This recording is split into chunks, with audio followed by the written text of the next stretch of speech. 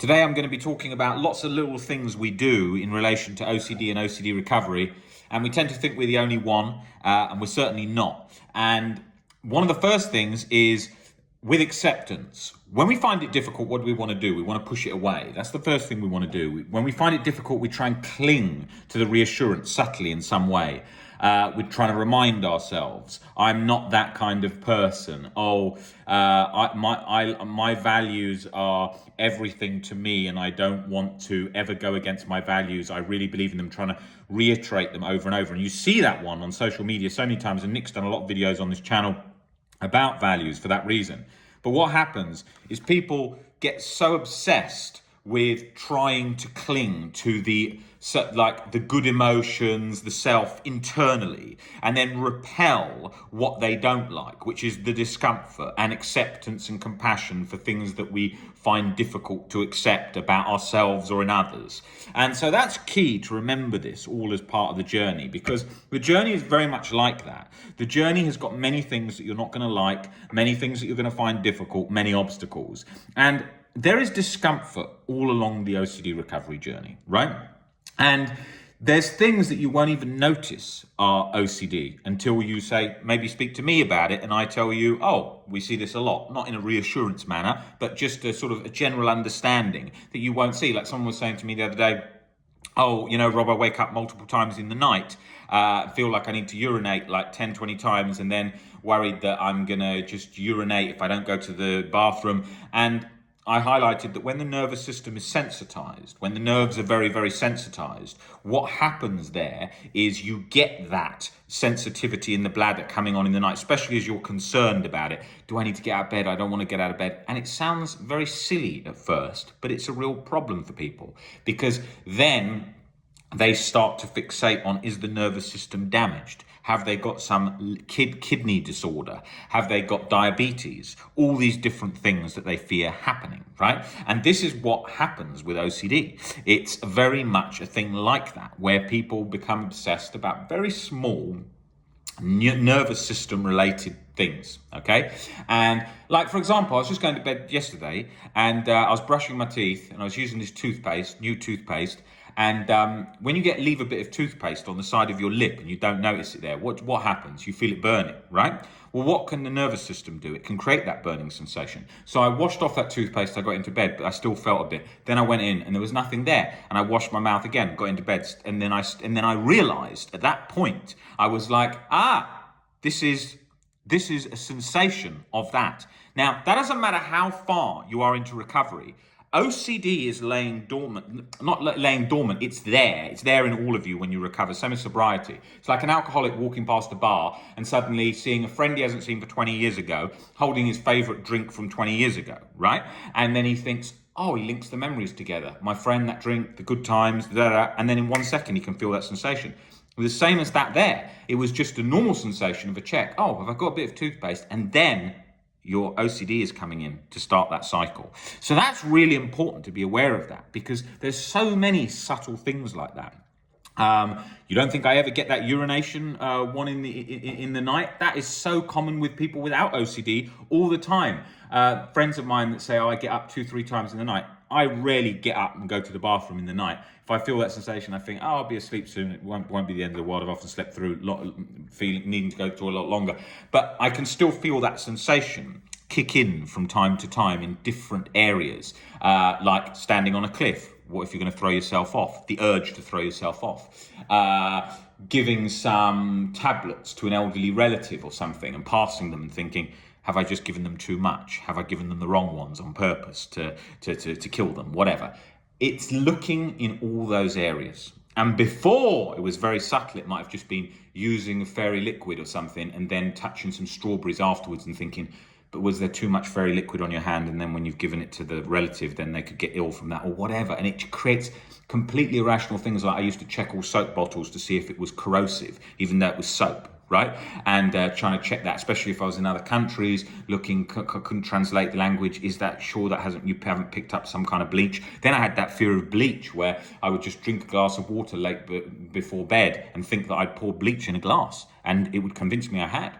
Or just taking a multivitamin. Maybe you take an overdose, have a multivitamin. Everything it can do, So all these little subtle things, it's compulsive way of controlling them. You often don't notice. I got sunburnt really badly about a week ago, and my head was really hurting from the sunburn. It all peeled. Not a good thing to do.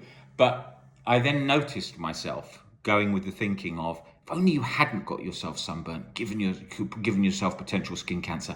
If only you'd put that sun cream on more. And then just that rumination starting to start. And then I was like, no, accept it, leave it, don't try and control it. Not accept it, go into the worst case scenario, accept it, leave it, not try and control it. Because with me, because there's a deep level of acceptance under there as a baseline, when I'm doing that, it's releasing that cycle. But in the past, when I was deadly, exactly the point there, I was very, very worried about getting skin cancer and dying. I had to go towards accepting, even if I did die, but particularly if I had made a mistake that had caused my own death. The responsibility element, which is often missed, because that responsibility lever in the brain is jacked up in relation to anything. Did I put enough sun cream on? Was I stupid enough to do that? Was I stupid enough to lay in the sun so long? Always used to get that one first day of holidays, go and lay out in the sun. Why did I always get burnt? Because I had fucking bad OCD. And what happened then was, when you've got OCD and it's so bad, I would go out on the first day of holiday, I'd lie in the sun, and what does the sun give you? It gives you that relaxed feeling, that sort of loss of control feeling. There's endorphins, there's good feelings. So I'd lay there and I'd have music on and I'd say, that just takes the edge off this OCD 20%. So I'd lay out there for an hour and get completely burnt because I was in that state of chronic anxiety and chronic guilt so long that anything out of that felt like a relief in that moment. And then I'd be scared of things. If I was drinking a drink and just felt some relief, oh no, I'm going to become alcoholic. Because when you're in that state, anything that gives you a relief. If I remember going to a casino playing roulette and then thinking, oh, that feels good, that feeling of playing roulette. And then I hadn't realized, and I thought, if I did that more, then that wouldn't feel so bad with OCD. Now, I never had a problem gambling, and I didn't even go to casinos much at all in the past, but I noticed it in those areas, right? And I remember trying to drink away OCD, especially harm OCD real event, going on nights out, having loads and loads of shots to try and get the brain to stop that compulsive cycle. And for a lot of it, I did feel a lot better when I was really drunk. But then the next day, you got hammered with the OCD coming back in. And then it would hit me with the false memories. Oh, you were so drunk, you forgot about this. Maybe you did that. How do you know? And then all different variations of that. Oh, when you got in that altercation, maybe you went to punch that person, but then there was stairs behind, so maybe you would want to kill them. Then replaying the night, did I try and kill them for like 10 years? No, not for 10 years, for many years. And that situation was so often happening. And then avoiding alcohol completely because you want more control. The same as people do with OCD fears in relation to STDs, avoiding sex altogether, real event harm OCD, avoiding all alcohol, avoiding anything with some risk, avoiding driving. People do all of that all the time, of recording themselves driving to check that they're not had an accident or not noticed things. I used to do that for years, replaying events. Was someone lying in the road? Was that me? How did I forget that? Replaying, feeling, you're on death row. So loads of those things.